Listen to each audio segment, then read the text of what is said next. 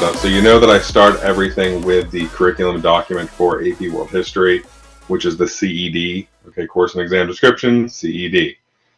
And I had mentioned in that Unit 1 video that a common way that people tend to kind of organize their thoughts around AP World is with the themes, okay? And you can either use the AP World themes or use that SPICE-T model that I talked about. And then the actual curriculum, the actual stuff you need to know is what's in those topic pages. All right? All of this is on the class website. I'm guessing all of you have seen that by now, so I won't show you that, but that's all available on the class website. So the CED has these themes that exist to help us organize kind of our thoughts around key historical concepts and events and developments. SPICE-T is the same thing, just a different order, and just a slightly easier way of remembering things. So that's the correlation between the two. So social is social, that one's easy, but like political is governance on the AP World side. And so as I'm going throughout these slides, you're going to see this table up here, okay, and that's basically telling you which themes we're talking about or which of the SPICE-T elements we're talking about, as it were, okay? So I wanted to provide both sides depending on which one you may be using. But again, this is helpful for note-taking. This is helpful for you organizing your thoughts. So you'll probably remember from that Unit 1 video that this is where I landed at the end. This was a table I made for the kind of main bits of curriculum coming out of the CED document that related to the different themes. And kind of this is what I mean by a way of organizing those thoughts. It's a way of putting all of those different things into categories so they're easier to remember, so it's easier to understand the relationships that exist between these things as well. So what I'm going to do here at the start is just go through the places, okay? And this is, at the start, it's going to be pretty laughable, like what are the Americas and what's Afro-Eurasia? Well, there you go. The Americas are North and South America. Afro-Eurasia is Africa, Europe, and Asia. So we really exclude Oceania, like Australia, New Zealand, that kind of stuff. And Greenland, I didn't feel right. Honestly, I didn't feel like right putting Iceland with Europe either, because at this point, it's probably not really relevant. I mean, there is a Viking Nordic tradition there, I guess, so it is, but it's also kind of not. But the point is, in broad terms, this is what we're talking about. This is the world, okay? And at this point in time, this is the world, okay? This is where humans are really, for the most part, living and where most of human activity is occurring. So there were 3 AP world regions that were mentioned in Unit 1 throughout the entire thing. That's East Asia, South Asia, and Southeast Asia. By now you've probably looked at these AP world regions, but this is the way that the College Board, the people that make AP, break the world up into parts, okay? And the 3 regions we're talking about here or focusing on are East Asia, South Asia, and Southeast Asia.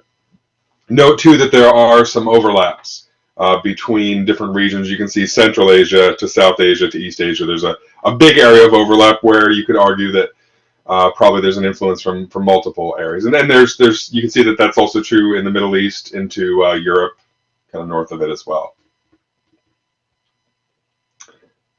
So now we're going to zoom in on East Asia, which was the first part. So this is really now getting to topic 1.1, which was focusing on the Song Dynasty and really East Asia. And so these are places you would want to know from that, okay? And I've kind of color-coded it. So within East Asia, you've got China, the Korean Peninsula, and Japan, and then also Mongolia, which at this point was kind of just where you had those nomadic groups living until the Mongols, become that empire that would spread, and we'll talk about them in the Unit 2 discussion later. Okay, but that really is East Asia, all right? And then from there, it's funny, there's a couple parts in Southeast Asia that, I don't know what happened with the color there, but anyway, you can see from there, I've just grouped regions from there. So you've got, for instance, up here, Central Asia, the Middle East, South Asia, and Southeast Asia. So China had a huge influence really on all of this that surrounds it, but a lot of its influence, or the kind of most direct influence or the strongest influence, was on the rest of East Asia and predominantly Korea and Japan. So that's kind of what we focus on. But remember, that little area there in Central Asia, Middle East, above South Asia, that kind of middle zone there is a region of overlap, okay? So going back to those AP World regions, this is an area that's not really just one, but has elements of many. And then the last geographic kind of terms to know or places to know were Baghdad, and then really kind of Al-Andalus or Muslim Spain, however you want to refer to it, the Sultanate of Cordoba. There's lots of ways you could talk about it, but you can see Spain over there on the left-hand side or western edge of the map. So if you're looking at this map and thinking it looks a little weird, normally you see, Africa kind of parallel to the north, right? And this actually has that turned, so there's a slight turn to the map. So just bear that in mind as you're looking at it. But this shows you where both Baghdad and kind of Muslim Spain were located. So these are all the places you need to know. And the reason I did this first was because as we're going to talk about these different groups and different people, you need to know these places to really understand what we're even talking about. So sorry, some of these transitions, some of these slides, if you had me last year, will look familiar because basically what I did here is I pulled some from myself, some from Freeman, some from that other group, some from other places. So it's a mix of lots of different things, but some of the stuff I made I liked from last year, so I stuck with it. I'm going to be posting these slides on Google Classroom for review for you guys. So here there's actually resources about each of the major world religions if you wanted to learn more about each one. Okay, but the really important thing to know, and I wouldn't really recommend you need to do that unless you feel like you need to, but the important takeaway is just understanding the chronology here, understanding that Judaism and Hinduism are both much older than the rest, and then Buddhism, Christianity, and Islam are the newer religions. Okay, so that's the really big takeaway. But like I said, I did want to provide those resources because I had already made this last year, so figured why not include it.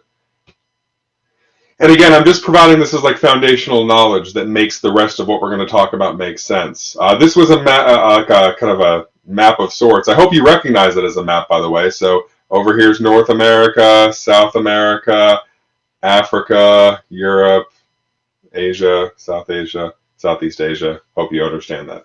So this is actually a really good representation of what the dominant religious groups are in each part of the world. This is as of, I don't know, I wouldn't say today, but this is recent. You can tell looking at it that it is fairly recent.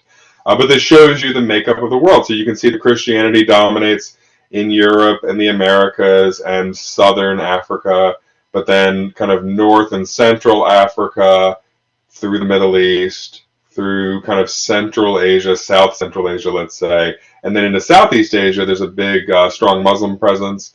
Hinduism dominates in India, but India does have a very diverse kind of population.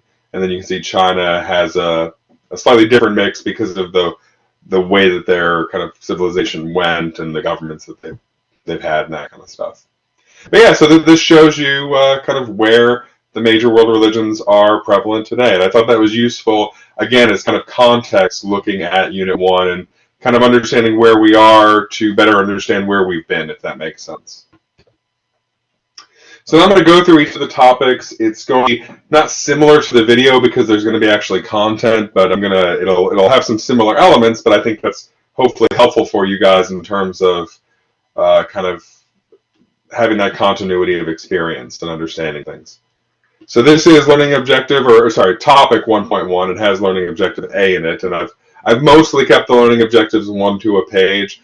My expectation is not that we're going to go through this, but I want to reiterate that all of the curriculum comes out of this, okay? So this is really the center point of your learning for AP World. This is the bare minimum that you need to know. Any word that's in here, by the end of the year, you should be able to define or describe. Every single word you see on the page should make sense to you by the end of the year. That may not be true now, but that's what we need to do to get you there. As you can see up in the corner, so topic 1.1 involves these 3 themes. So as we're looking at the curriculum, as we're looking at the events and the developments and the people and all that, we would expect that those pieces of historical evidence are going to fit into these categories of themes or topics, basically, okay? And that's why I'm going to include them throughout so you have that point of reference to kind of look at, all right? But this is learning objective A, this is B, and this is C. So I'm not going to read through these. We don't have the time for that. But all of that is fed into the SPICE T table here. So you can see that I've grayed out the places, and now we're going to focus on everything you see in yellow, which is all of this is from those pages we were just looking at, okay? So this is just my version of kind of note-taking from the CED. And so I wanted to start, just like how I started before with a higher level kind of background knowledge, same deal. So we're going to talk about topic 1.1 again, just to remind you that's developments in East Asia during this time period. So a few pieces of background context I feel like you need to understand is, first of all, Confucianism, okay, because it's a major cultural aspect of kind of Chinese culture that then had an influence on the larger picture in East Asia beyond. So it's centered around Confucius. He actually was mostly ignored during his life. His worldview and the kind of teachings he collected or that he wrote down weren't actually very influential till well after his death, but they were eventually. And so you may remember from last year in World One this idea of legalism, which was the dominant worldview in China before this, which was basically people are bad and they need to be treated poorly to make sure they stay in line. Well, Confucianism turned that on its head, basically taught that people were good. There's this concept of filial piety, which is one of the terms. By the way, anytime you see something in pink, that's me highlighting, hey, you really need to make sure you know this, okay? You should know every word on the screen, but anything in pink is usually something from, it's either something from the CED or something I think is very foundational to understanding something in the CED, if that makes sense. So filial piety is one of those things, and it is an element of Confucian thought. Another important one is ancestor veneration. I'm not going to go through these things line by line. Again, we only have time to hit the highlights, but these will be available for you to do so if you want to. But I'm going to definitely touch on anything that are those highlights or that is important, like filial piety. So you also need to know about Buddhism, okay, because that's another religion that comes to be very important in East Asia. It doesn't start there. It actually starts in South Asia. Siddhartha was born around 500 BCE. It's a contentious thing. There's actually it's not around there. There's two different dates that are accepted as his birth date, one on either side. So let's just say right around there, because it doesn't really matter the exact date of his birth. But basically, he's a wealthy guy born into this, and then decides to give up his great lifestyle. He was a prince. To take what's called an aesthetic lifestyle, where he rejected materialism, rejected pleasure, and that kind of stuff. And his teachings are mostly encapsulated in the Four Noble Truths and the Eightfold Path. So those are things that you would want to know about Buddhism as fundamental things. Okay, but the idea here is Buddhism doesn't stay in India like Hinduism does. Sorry, I got myself all confused there. So Hinduism is another religion associated with India, but it really stays in India. Buddhism spreads out into East and Southeast Asia, which is why I'm talking about it now. Now, from the CED, and I should have actually made these words highlighted in pink, are these three major schools of thought that they want you to know. Okay, so first is Theravada. That's the oldest form of Buddhism, and it's kind of seen as the most conservative, but basically what Theravadan Buddhists believe is that they are trying to escape the cycle of rebirth. Okay, you may remember again from last year in World One that both Hindus and Buddhists believe that there's this cycle of rebirth, and some believe we're trying to escape it, some believe we're almost trying to conquer it, but Theravadans believe the goal here is to become enlightened so you don't have to get born again. Okay, and that's basically it. They're a very monastic order kind of school of thought, so that they tend to have more more focus on tradition, more focus on ceremony, that kind of stuff. So the kind of next group to know, and the other major groups, so Theravada and Mahayana are the two main sects, or the two main schools of thought of Buddhism. Mahayana focuses a bit more on compassion and a little bit less on kind of strict structure. They have this concept of a bodhisattva, which you could almost say is like a saint in a way. But the idea is that after they obtain enlightenment, they choose not to exit the cycle of rebirth, but to come back and help people. Okay, so if you think about like the Dalai Lama, that idea of the individual being reborn over and over and over again to come back and help others, that's a bodhisattva. And in fact, the Dalai Lama is a leader of Tibetan Buddhism, which is a Mahayana offshoot, basically. And so that was one of the later versions of Buddhism to leave India. Okay, so it was toward the end of Buddhism's time in India, and it spreads out of India north into Tibet, which is a region between India and China. There's even some kind of contentious parts where both sides claim ownership. And you probably have heard of Tibet as a kind of current geopolitical issue because there's generally been kind of oppression of the Tibetan people by the Chinese government. They would say, the Chinese government would not say that. They would say they're trying to help them assimilate. I'll leave it for you to decide what the truth is there, but my point is that is the third of these schools of thought that you need to know, but it is a form of Mahayana, so it's not entirely different, it's just a more specific variety, like you would say that Lutherans are a form of Protestant Christianity, not like Catholicism. So it's again just kind of further distilled. So this is the kind of timeline for China and the groups that you would want to know. So you might remember from World War that we talked about like the Zhao and the Qin and the Han.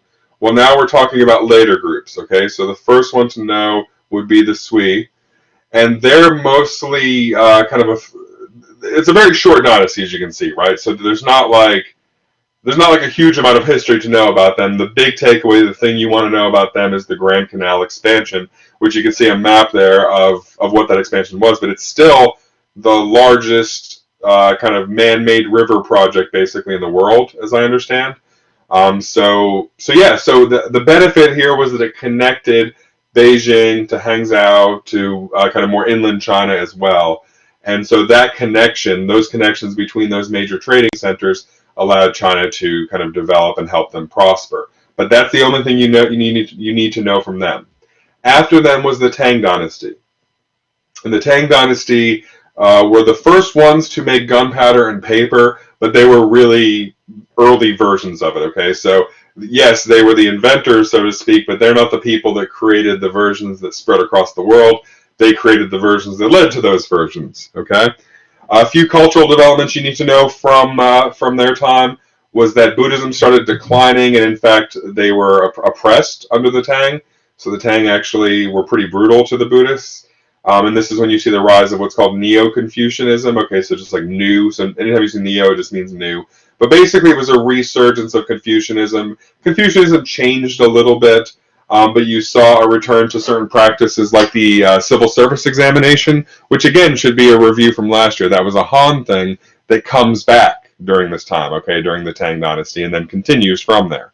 So that imperial bureaucracy that was, again, brought back under the Tang was continued under the Song, okay? So the Song then are the people you think about when you think about gunpowder in terms of its spreading. They're the creators of that. So they were the first ones to really successfully use the stuff in military applications. They also invented or were the first ones to use paper money. There were some significant printing innovations under them about movable type. And also a key innovation that you've seen, and again, all these pink words are things from the CED, would be Champa rice. Okay, and so Champa rice was really clutch in the spreading of population, or the growth of population, I should say. So what you had is Champa rice, the big change was that it could be grown 2 crops a year, and it just kind of was more hardy, grew more successfully as well. So not only did you get twice the crop, but you got also a larger crop each time. And so this allowed the population to just boom, because more food equals more people. And then more people equals more what's called productive capacity. This just means the ability to make things and to make new things. So not just to make more of existing stuff, but more innovative capacity as well. The ability to kind of have there be more job specialization as there's more people, so there's more need for that, and there's also more potential consumption as well. That increased then. So you have more people, so you can make more stuff, so therefore there's more trade that goes on, so the trade networks start expanding. Okay, so you can kind of see how that relationship grows just from something as simple as there being a better version of rice to there being a strong trading dynasty, which was the Song. After them was the Yuan, and they were the Mongol dynasty. Okay, and the real kind of figure from them that you'd want to know is Kublai Khan, but we'll talk about them during the Mongols, which will be during the Unit 2 part. So I'm not going to get into them right now, but you should just kind of know, when you think of that dynasty, think of Kublai Khan as the main kind of leader. It wasn't the only leader, but the main leader. And then the last would be the Ming. We don't talk about them a lot, really, in this unit, even though the time period goes up to 1450. They'll be discussed more in the next unit, where we go 1450 to 1750. If you look, it kind of makes sense because most of their time was in that time frame. In fact, it's funny, right? Because if you think of our time period going 1200 to 1450, the song weren't present for a lot of it, but in time they were very influential in the start of that period and therefore the way in which this time period went. So that's why there's such a focus on them. But one person you'll want to know from that time, which again we'll talk about in the Unit 2 side, is this gentleman, Zheng Ha, or Zheng Ha. There's kind of multiple pronunciations. Trust me, I've watched a lot of videos on this, but yeah, so he was an explorer and a diplomat, basically. He was a Muslim Chinese person, and he was, like I said, an explorer and a diplomat is the way they describe him, but basically he led large trade missions and large exploration missions with huge ships, and like I said, that'll be talked about in the Unit 2 side, so I'm not going to get into that now. So one other kind of phrase or one kind of term or period or whatever you want to call it from the CED is Han Japan. Okay, so this was a period of Japan that basically took place after the death of one of their early leaders. Okay, you can see the Yamato Prince Shotoku Taishi. Okay, and so after he died, the Fujiwara clan took over and they changed government. So he had centralized government and started really kind of creating not a specific Japanese identity, let's say. It's too early to say that that's fair. But that centralization was the start of that, okay? So it was the start of there being one government. Well, after he dies, this clan takes over, they decentralize power, give it back out to the aristocrats, and then those aristocrats start forming their own kind of paramilitaries, kind of similar to what you'll see in Europe, and I'm kind of foreshadowing where we're going here. But you had the samurai, just like knights and cavalry, had their code of honor. The samurai had this code of Bushido. There's a lot of similarities. And by the end of this period, there were just civil wars happening all over. All of these paramilitaries are fighting each other. And there was basically no centralized government. It was just kind of tiny little fiefdoms like you would see in Europe, almost kind of in a worse way, though, like small, even kind of smaller groups. All right? And so that then leads into this time period of what we call medieval Japan, or Freeman kind of refers to it as the Kamakura Shogunate. Kamakura was a city, okay, that was what was made the capital, so it's not like that was the family name or anything like that, but I guess with that being the central city, that's what he called it. But this isn't actually something out of the CED, so it's not something I've highlighted. But what you need to understand is now we have this move back toward centralization, okay? So there's a powerful leader, Yorimoto, who takes over and he becomes the shogun, which just kind of means the general. All right, he becomes the almost military emperor type leader. Okay, and that's in 1192. Then in 1333, that system is overthrown and replaced by the old system, which is feudal. Like I said, it's a kind of a feudal type system, very similar to what was going on in Europe.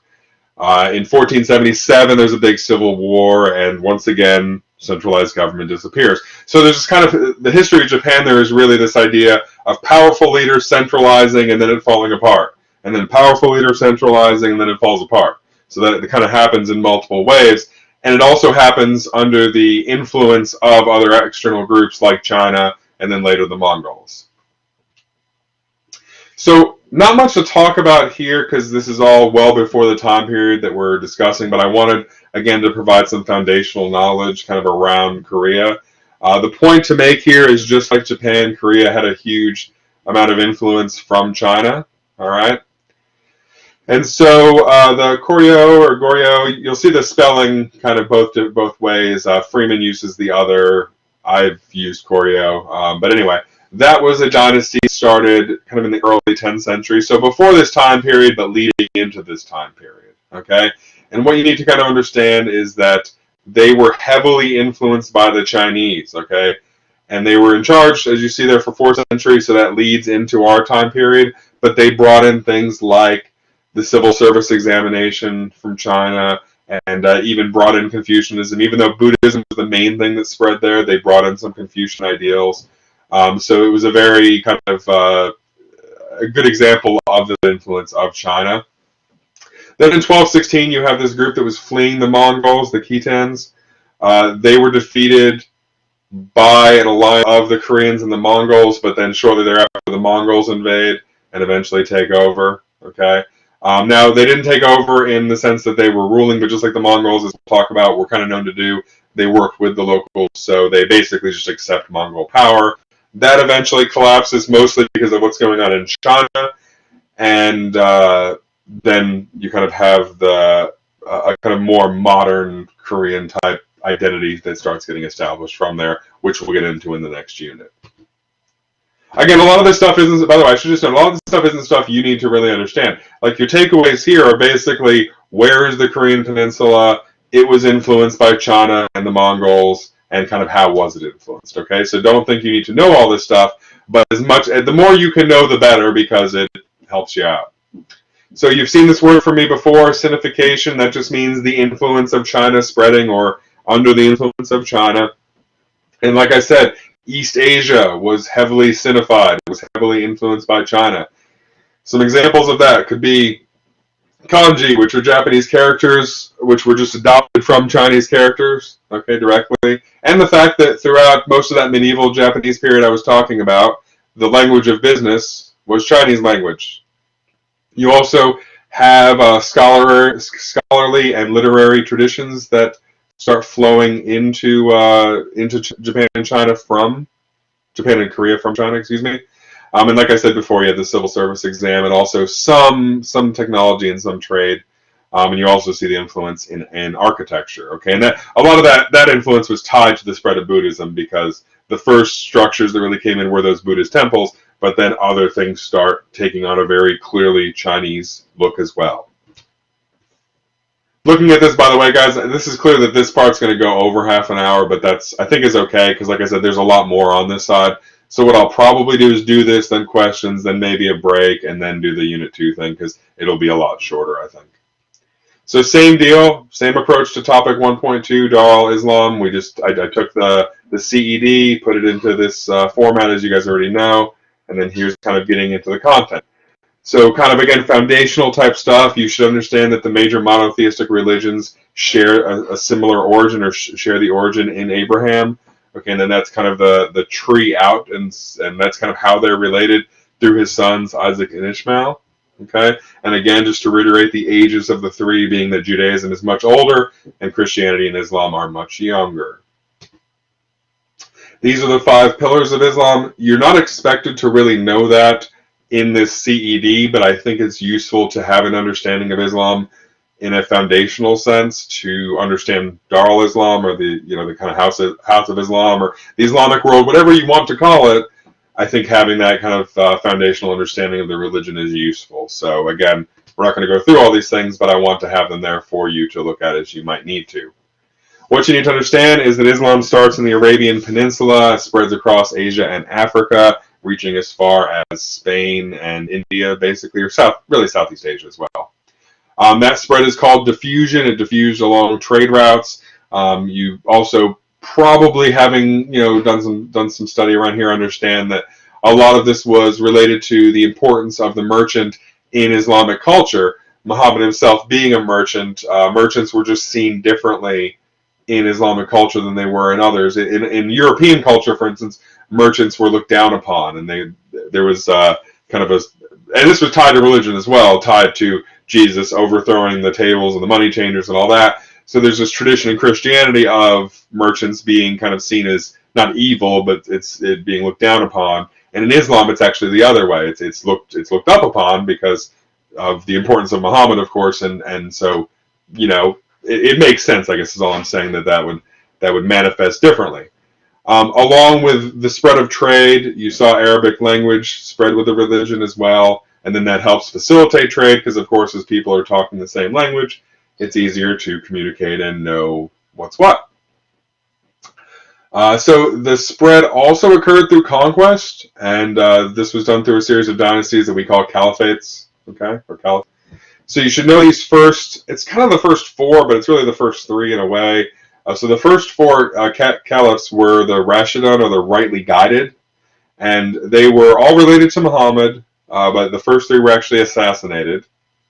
And during this time frame, that they were in charge, Islam spreads, or the Dar al-Islam House of Islam, the Islamic world, it spreads to control outside of the Arabian Peninsula as far west as Egypt and as far east as Persia.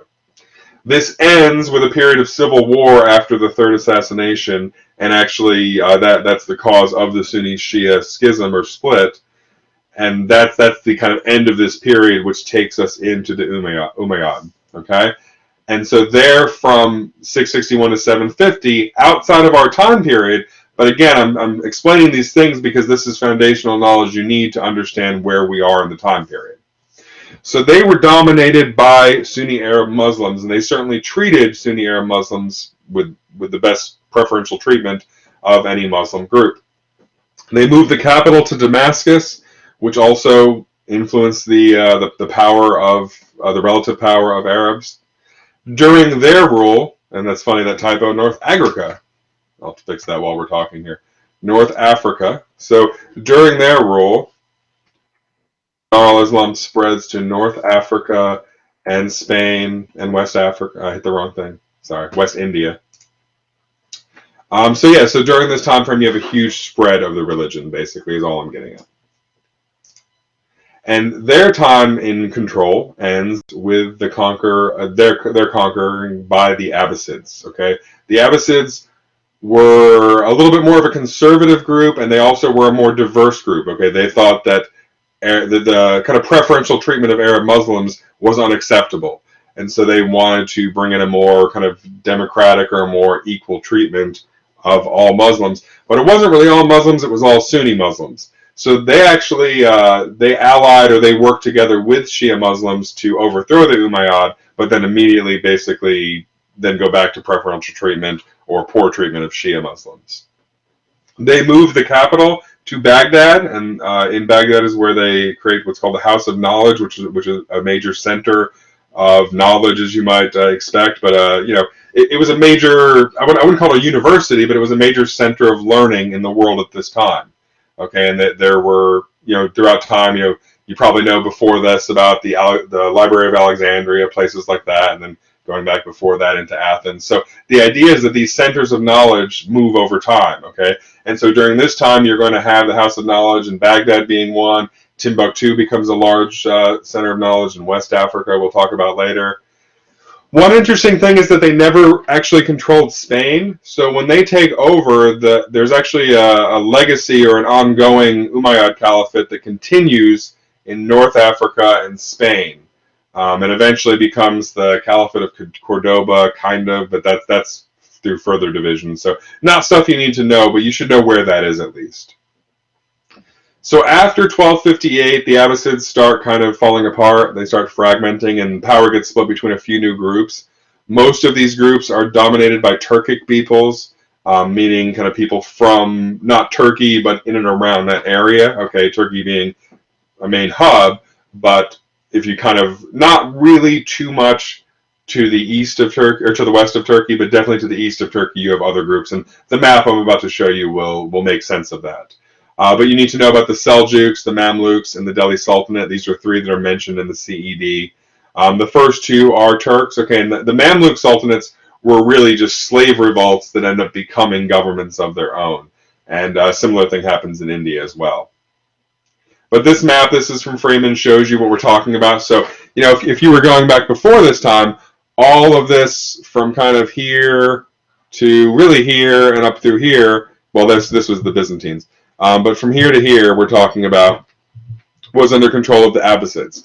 And then as they fragmented, you had this here being the Mamluks, the Seljuks were here. We'll talk about the Ottomans. They'll eventually become very important, but not quite yet. And then the Delhi Sultanate in India. Okay, and then this map has some other little bits that are useful to know, but there's stuff we're going to cover as well, so that's why I'm not going to talk about it here.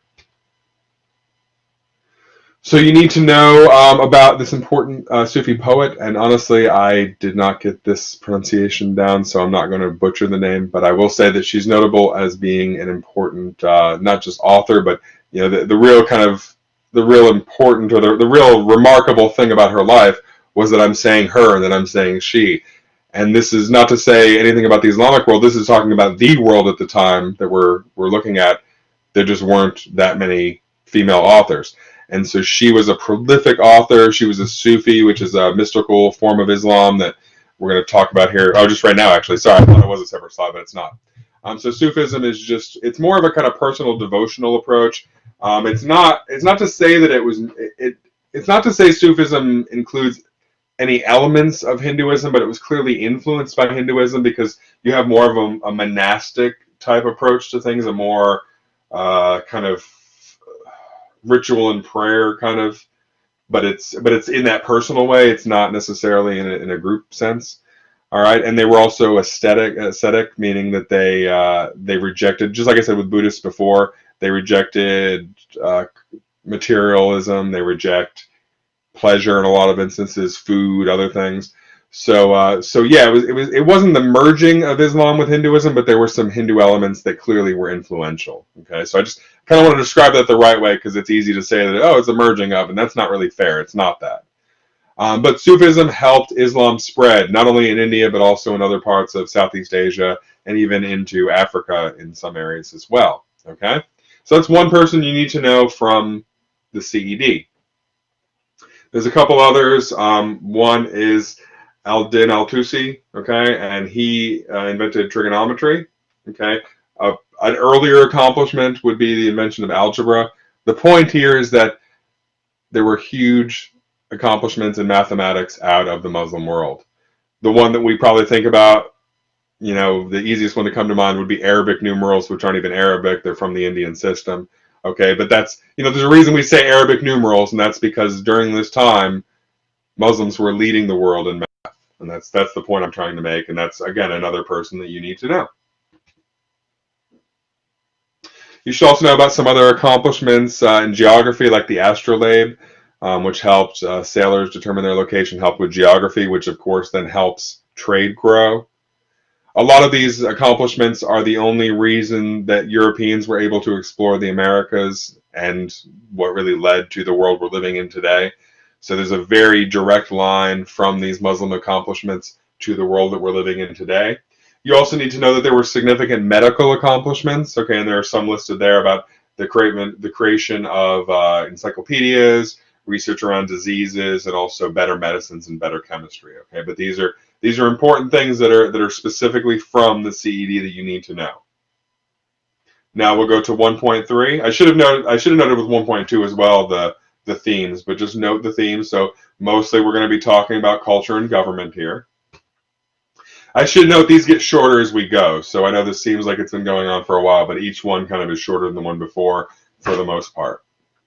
So again, talking about foundational knowledge then. So this was the Spice Tea chart. Just go back to look at that for a second. But from the Spice Tea chart, I just want to again give some foundational knowledge. You need to kind of understand that Hinduism and Buddhism, while not like directly related, they certainly do share some core beliefs, and so it's clear that you can see the roots of Siddhartha's Indian upbringing in what is Buddhism. So the kind of shared beliefs are there in the middle. Things like karma, reincarnation, enlightenment, and dharma.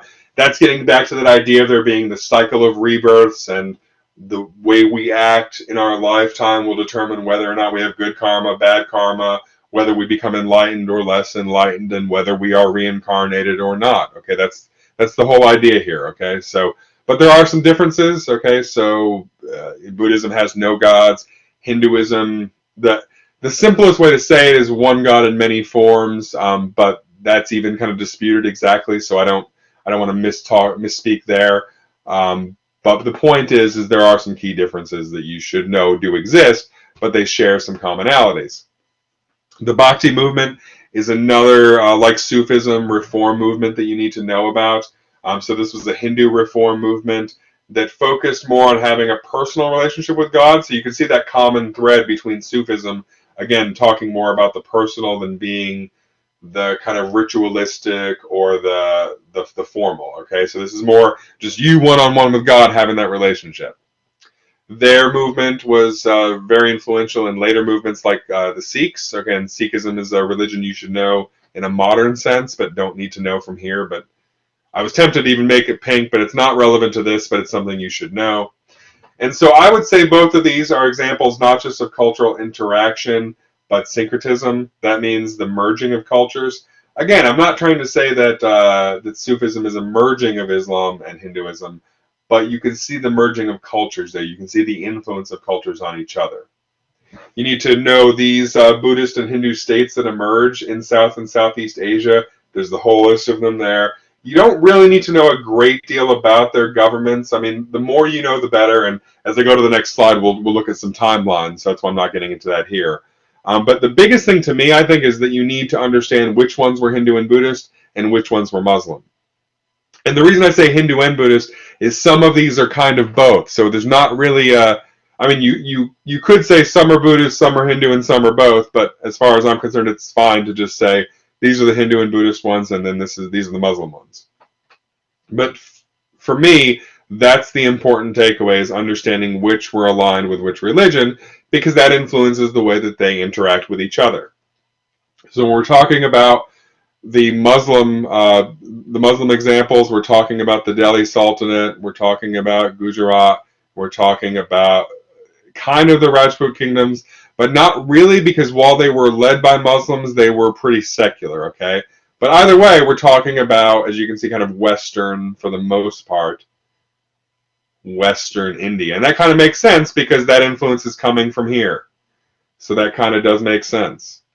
Southern India and then Southeast Asia is mostly where you're going to find those Hindu and Buddhist kingdoms. One thing to point out, or one outlier, is the Sultanate of Malacca, which is right here. They were Muslim, okay? And that should be pretty clear when you think about the Sultanate, right? If you hear that word, that should clearly be Muslim. And this is actually tied to the trade routes, the Indian Ocean trade routes that came through there, and the huge influx of Muslim merchants and diaspora communities and that kind of stuff. So that creates a large Muslim community here, and then that's why you see that grow from here. And then that has an influence. Now today, Indonesia is the largest Muslim country in the world, and that's down here. So that's what I'm getting at, is the influence is still relevant today, and it is really how we got to the point that we're at today. So talk about the Americas real quick. I'll point out that when we're talking about the North American groups, being the Mississippian cultures or the Mound Builders or whatever you want to call them, Cahokia is the city you need to know. And then we're talking about the Southwest, we're talking about the Anasazi and those groups, and you need to know Chaco Canyon and Mesa Verde. But that's kind of all you need to know, okay? So you'll see there aren't even slides about them, because you just basically need to know those were the ones up here, okay? It'd probably be useful to know that the Mississippians were mound builders, and that in the Southwest they kind of built these cave landscapes or these cliff landscapes, or not landscapes, housing. Sorry, landscapes didn't make sense. They made their housing in the cliffs and in the kind of caves, but you don't need to know much about their culture, and honestly, not a lot is known about their culture, at least not as much as when we're talking about Mesoamerican and South American cultures. So I just want to point that out, because that's where we're talking about, but you don't need to know much more beyond that. And in fact, I'm not really going to cover the Polynesians. Although that is covered in your textbook, it's not covered in the CED, and I just honestly think we're best off just focusing on the Americas, because they're kind of just thrown in there for the sake of including them somewhere, and as far as I'm concerned, it would have made more sense to make them their own thing. So let's talk about the Maya real quick. They're one of the ones that's listed, so you need to know that, first of all, they were a collection of city-states, all right? They were the earlier ones, so when you're thinking about the Maya, the Aztec, and the Inca are a similar time frame, but the Maya were well before kind of any of them. And they had a polytheistic religion that involved a lot of human sacrifice. And again, we're not getting into a huge amount of detail, particularly on them, before the time period. This shows you a map of the expansion of the Aztec Empire. The Aztec are the Mexica, which is where we get Mexico from. So when you see Mexica on the CED, that just means Aztec. In terms of their, kind of the need to knows from them, I would say human sacrifice is another big one, and I think I have that highlighted here on the next slide. Again, there's more information about them here, but I just really want to hone in on the key things here, so those things don't get missed. I think it's also really important to understand that the Aztecs had that kind of warrior culture. They were a militaristic culture, And so that and the human sacrifice tell you a lot about their culture. And I don't mean that sounds kind of judging, but I'm just saying it does speak to kind of the way that they interacted with each other in the world. So they and the Inca end up being conquered by the Spanish once the Age of Exploration begins, but we'll get into that in the next unit. They're known for architecture and engineering. They built a very impressive system of aqueducts that I wouldn't say rivaled the Romans, but in some ways kind of did. And they also had advanced mathematics and the calendar. A lot of that was born probably out of the Maya, because the Maya weren't their forerunners, but they were in the same part of the world. That's something too that I actually meant to mention, and I should have mentioned before. So let me just go. Yeah, I'll go back real quick and just talk about this real quick. So one thing you need to understand about the way the Americas developed is that they were severely limited by geography, because you had this zone in through here which was almost impenetrable. If you think about the time frame we're talking in, they weren't using ships, or they weren't using large ships at least. So there wasn't really sea travel. And in through here, not only is it mountainous, but it's also there's rainforests. And so it's very difficult to kind of go through here.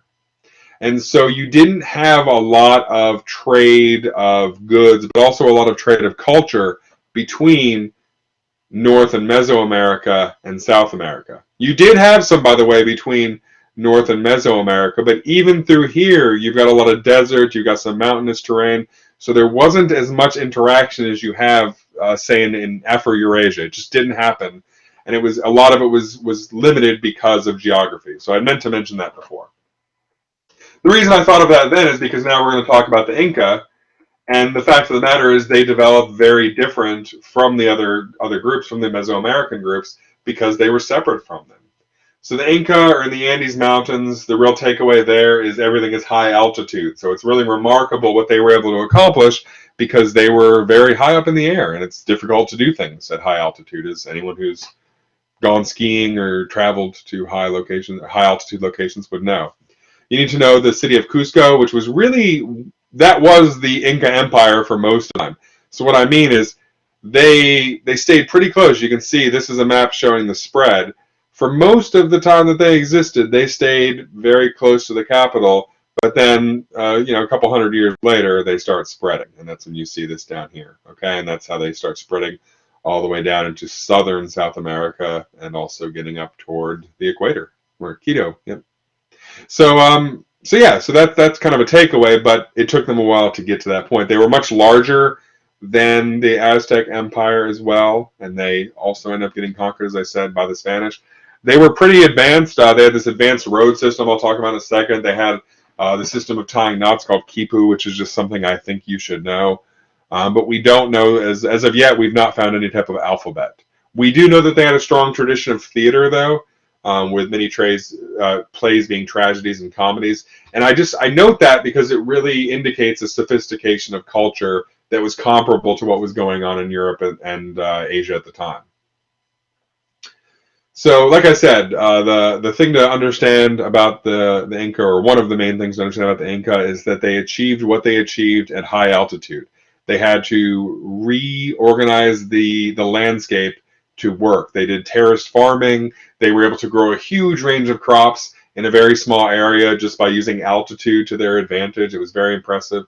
And they built this road system that was almost 25,000 miles long. Okay, so it allowed the empire to be connected for not just military reasons, but also communication, stuff like that. So now we'll talk about Africa real quick. All right, so there's a lot less content on the Americas and Africa, as I'm sure you know if you kind of look through the stuff as you were told to do so. One group to know, or one kind of area that was mentioned in the CD, were the Hausa kingdoms. They're in sub-Saharan Central Africa. That's the H that you see right here. Okay, but there's not really a lot to say about them except that they were this collection of city-states. They're between kind of Sudan, which is here, and then those Western empires, which we do know more about. They did share some cultural elements between those city-states, but they didn't have a centralized government. It wasn't the Hausa kingdom. They were the Hausa kingdoms. In other words, they were a bunch of little kingdoms, kind of like the Maya were. The city-states that did exist, though, were important trading centers, and they kind of rose to prominence by about the 14th, 15th century. And so they were really at a crossroads between West Africa and East Africa, okay, and then also tied into those trans-Saharan trade routes as well. So that centrality meant there was a huge amount of cultural exchange and diffusion that was going on through the House of Kingdoms. So just like the Americas, Africa was hugely influenced by its geography and limited by its geography. So when we talk about Africa, we're almost always talking about sub-Saharan Africa, meaning everything south of the Sahara. North Africa gets its own treatment, which I'll talk about in a little bit. I'm not going to go through this, but it's similar in ways to what we talked about the Americas. So you have desert, which limits people's movement, but you also have rainforest, which limits people's movement. Okay, these are difficult terrains to get through. And so they had a huge influence. You also had waterfalls along the coastlines, which meant that you didn't have a lot of river traffic because it was, you couldn't access it from one end and it was dangerous from the other end, if that makes sense.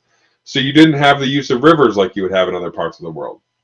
Like I just said, we kind of treat North Africa different. North Africa had a different climate. It was tied to the Mediterranean very early on, and then really becomes part of Dar al-Islam later. Sorry about my dog. But the point is that they're almost separate from the rest of Africa in a way because of geography and because of that kind of shared historical identity with the Mediterranean, Europe, and then the Middle East later on. So yeah, between the desert and the Atlas Mountains, they're just kind of separate. So early African cultures mostly didn't have written languages. It was mostly spoken word. You should know about kin-based relationships. In other words, their leadership was tied to lineage groups or tied to families that existed in communities. This meant their leadership was very local. They didn't have very centralized governments. They practiced animism, which is kind of a belief that there's a spirit in everything, and that animism ends up kind of being, again, not merged, but having an influence on later religions like Islam and Christianity that work their way into Africa. There's still that importance of animism, and you can see in their art that they had a very that religious element to their culture was very important because it's the main feature of their art, their kind of works of art, both physical and music. So in terms of West Africa, you need to know gold and salt. I'll say that first of all. What I mean is that those were the two big commodities of this region. There were gold and salt mines. Salt is necessary for human life, and gold is just something humans seem to want a lot of. So between the two, it made them quite wealthy during this time. That drove trans-Saharan trade, meaning across the Sahara. Trans-Saharan, that's all that means. They used camels. You've kind of learned about that by now.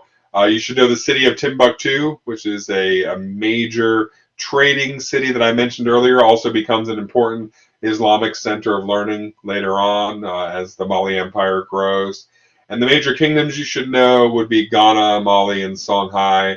Songhai is later, but I do think it's worth mentioning them because they are the continuation. So the first to know is Ghana. They were the earliest, not in our time period here, but relevant because they're the forerunner.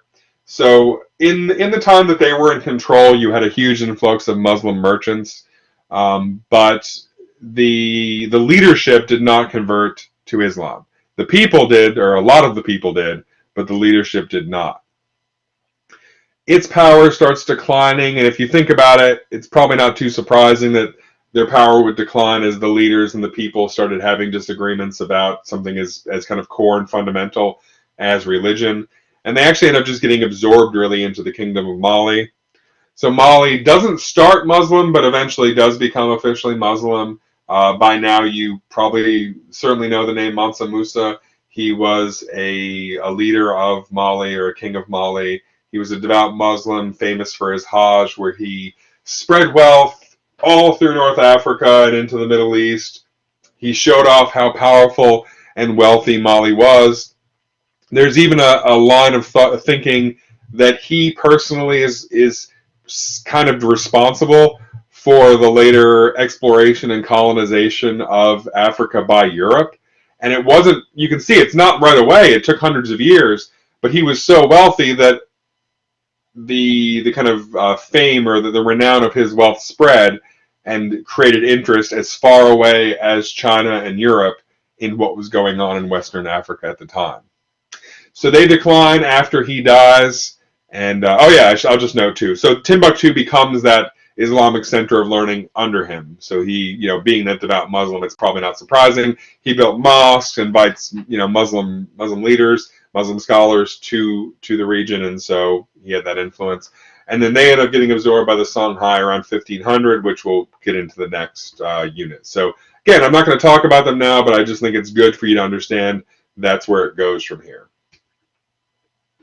When we're talking about East and South Africa or Southern Africa, East Africa, the big one to know is Ethiopia.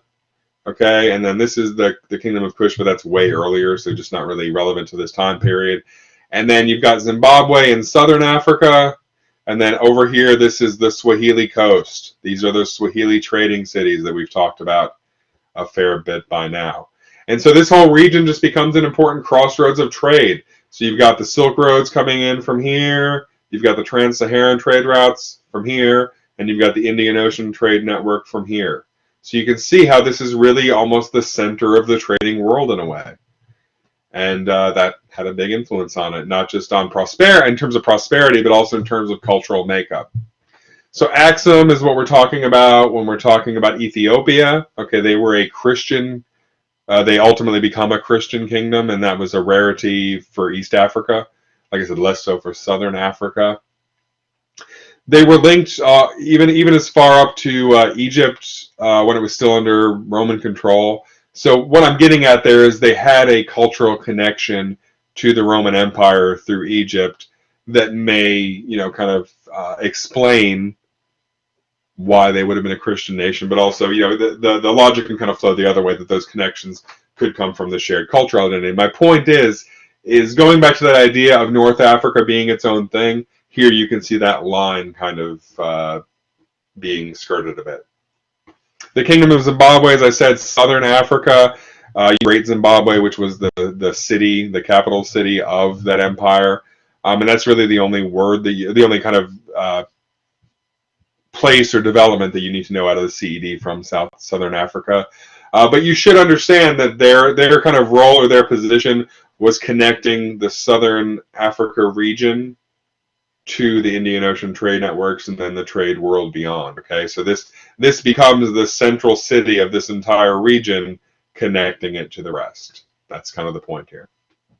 And so the city actually just gets abandoned when the Kingdom of Zimbabwe collapses and gets absorbed, and the city itself just gets abandoned. It's still there. There's ruins of the city, but it didn't get taken over or anything like that. It just kind of fades into nothingness. So you need to know the Swahili coast. That's the east coast of Africa. You need to know these major Swahili city-states. So the point to be made here is, just like I talked about with the House of Kingdoms, down here in the Swahili coast, you don't have centralized government. You have a bunch of city-states that interact with each other and work with each other, but there wasn't a lot of conflict, but they also didn't really work together. They just kind of did their own thing. A lot of these city-states become ultimately led by Muslims. The cities some were majority Muslims, some were not, but they were all pretty diverse. Again, think about this being that center of trade, right? So it makes sense. You had all these different groups coming in. You had diaspora communities, Chinese groups, Muslim groups, all different groups coming in. And so there was a diversity there that really made this a vibrant part of the world, and still is. Okay, you had a merging of cultures here, and that syncretism I mentioned before. A great example of syncretism is Swahili in the first place, which is really just the merging of Bantu and Muslim, or not. It's kind of more like Arab Muslim culture. The merging of those two cultures together is what Swahili is. Okay, Swahili is a language, which is a merging of languages, but it's also a culture, which is a merging of cultures. So now we'll talk about Europe. I did put all these on the one slide because they're all kind of related. All right, so back to the SPICE T-chart. Oh yeah, by the way, so these are the themes. So culture, government, and social organization. So Middle Ages, just the medieval period. The big takeaways out of the CED that you need to understand are the feudal and manorial systems. Some notable things to understand about this time is that, at least in Western Europe, which, by the way, when we talk about the Middle Ages, we're just talking about Western Europe. The Middle Ages are concurrent with the Byzantine Empire. So Eastern Europe is the Byzantine Empire, Western Europe are the Middle Ages. Now, just if you logically think that through, the point to be made here is that the Middle Ages were decentralized. There was no empire. There was no kingdom that controlled Europe or Western Europe at this time. It was a bunch of little ones. So that was a change in Europe at the time. It was a decentralization from the Roman Empire, which was highly centralized before it. So in terms of the key terms here, feudalism is just basically a political and social order that developed during this time. And it was really born out of some invasions that were happening and the need for people to have protection from those invasions because there were no large central governments to protect them. All right? A vassal is someone who served a lord that was above them. Sometimes vassals were vassals to the king themselves. That was also a way that relationship worked. Fiefs were grants of lands made to vassals, okay, and that was where the vassal was in charge. So the king's in charge of an area, the king splits up that area and gives control to some vassals. That land is called a fief, and then the vassal controls the fief and uses the manorial system to basically run agriculture on that fief, okay? So the manorial system was really an economic system for organizing society around the farms that existed on those fiefs, okay? So feudalism is a system of government and a social order. Manorial system is really an economic order. So this is another way of looking at it, okay? So feudalism was, like I said, in response to those Viking attacks, and it was the military obligations. So in other words, the king gives the vassals land, or gives the knights land. The lords and the knights have that relationship to the king that they're responsible for providing military support to them in the event of being attacked. And the serfs' role would farm the land and be protected by the knights, lords, and kings. But they paid for that protection with really their lives. They were a form of slavery, really. I mean, they had no other choices. You need to understand that the influence of the church grew tremendously over this period. Okay, you don't really need to know how that happened necessarily, but you just need to know the Roman Catholic Church was growing in power in Western Europe, and at the time had power rivaling that of kings. You should also know about the Crusades. This was a series of really invasions by Catholic forces into the Middle East, where the goal was to take back important Holy Land sites. You can see there were 4 of them. This shows you really the outcome of each one of them, which, generally speaking, they were not too successful for the Europeans. But I will say this. The main legacy out of the Crusades is just a huge influence by Europeans, a huge increase in interest by Europeans of goods and products coming out of what I'd say is the East, meaning the Middle East, meaning Asia, kind of anything to the east of Europe was now very interesting to them because as these Crusaders came back, they brought back stuff with them. They brought back goods, they brought back citrus fruit, they brought back the plague. People weren't buying that, but they did bring it back. But anyway, my point is that they brought back stuff that renewed interest, basically. Okay, it created an interest in what was going on outside of Europe. So, like I said, the plague, major event that reshaped Europe. The thing you need to understand, the little takeaway here is that about a third of Europe and about a third of some parts of Asia died, and in some cities it was up to half of people. And the main impact here was it reshaped the balance of power in labor markets. Because before this time, you had serfdom because there were too many people and not enough jobs, basically. So you didn't have stuff for these people to do, so you put them to work farming so they can at least be productive in some way. Well, now, a third to a half of people are dead. So you need people to do other jobs. You can't just have everyone farming because other things, need to be done. So it reshaped the way labor markets looked and gave people more power to move out of serfdom and to move out of that kind of slavery and those feudal relationships that kind of kept things locked. And this is what really moves Europe out of the medieval period. I mentioned before the Byzantine Empire, like I said, just understand they're the eastern side of things. They have a huge influence on Eastern Europe all the way up and through Russia. Okay, there was the spread of Cyrillic as a script that has been influential in kind of all the Slavic languages, but also Russian, and also the fact that the Byzantine Empire is the eastern side of that schism between the Roman Catholic Church and the Eastern Orthodox Church. So they kind of maintained or continued the tradition of Orthodox Christianity in the East. They're going to end in 1453 when the Ottomans conquer them, and that's really the start then of Unit 3 in a way. I mean, that's the major world event, and that's, I would say that's why our time period ends at 1450. You'll notice that's pretty close to 1453.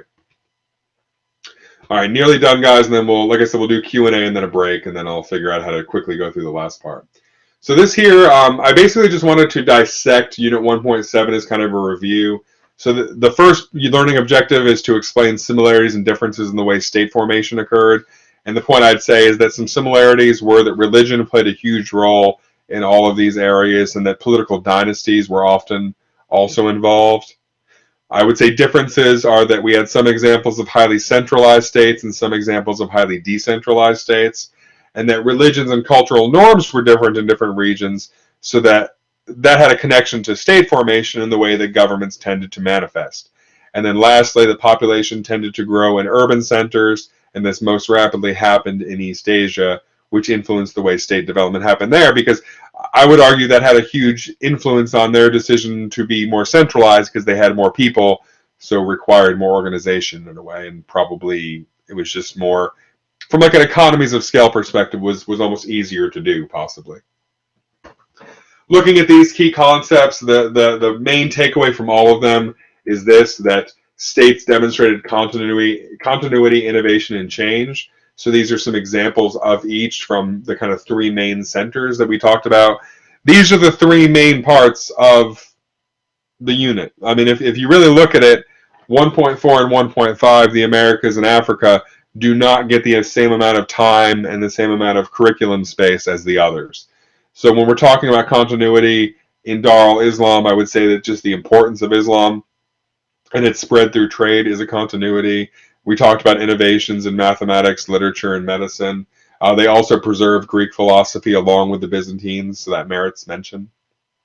In terms of examples of change, you could look at how when the Abbasid Caliphate fragmented, the Turkic peoples came to dominate things, and there was a segmentation of the world, which we talked about before. In China, I would say continuity is the use of imperial bureaucracy and Confucianism by the Song. That was a continuation of the Tang and Han before them. There were innovations culturally, like Neo-Confucianism, and also technologically, like the Grand Canal expansion and steel and iron production. Changes under the Song were increased commerce, productive capacity, and an increase in population because of the spread of Champa rice, like we talked about. And then in South and Southeast Asia, continuity was the spread of Hinduism and Buddhism through not just through kind of missionaries. Sorry, I was looking for the word missionaries, but also through those states that emerge. Innovations you could point to would be things like the Bhakti movement and Sufism, I would say, because they really show that cultural syncretism and how those diverse cultures were converging in the one place. And then some changes, I would say, would be those Hindu and Buddhist states that emerged where they didn't exist before, or as those states change, and as you had the influx of Muslim leadership in India, for instance. That's an example of that change between Hindu and other groups. So those would be some examples of change out of there as well. Comparing the Americas, I thought it just made sense to kind of compare them straight up. And so I would say that you've got similarities in the middle, being that they all traded. They were all pretty decentralized for the most part. They all had those significant geographical barriers. They all had agriculture. And all of their societies became increasingly complex over this time. But I would say that's pretty much true of everyone always. So it's kind of a cheat one. And then we look at some differences. In the Americas, you had human sacrifice and theocratic governments. They were patriarchal and they were militaristic. On the African side, or the sub-Saharan African side at least, you had that kin-based leadership, which look, in the Americas, they did live in these kind of family unit type things, but they weren't necessarily led by family. And then you also had animism and Islam having a huge influence there. And then the interaction with Eurasia, which is something obviously the Americas did not do until later in a big way. And also the fact that some groups were matrilineal in Africa, where, like I said, they were patriarchal over in the Americas. And that is it. So that is the end of this part of the slide. I'm sorry that was a little bit longer than I anticipated, but I didn't really have a sense of how long it would take. But yeah, so those are the key things. Like that's Unit 1 in an hour, basically.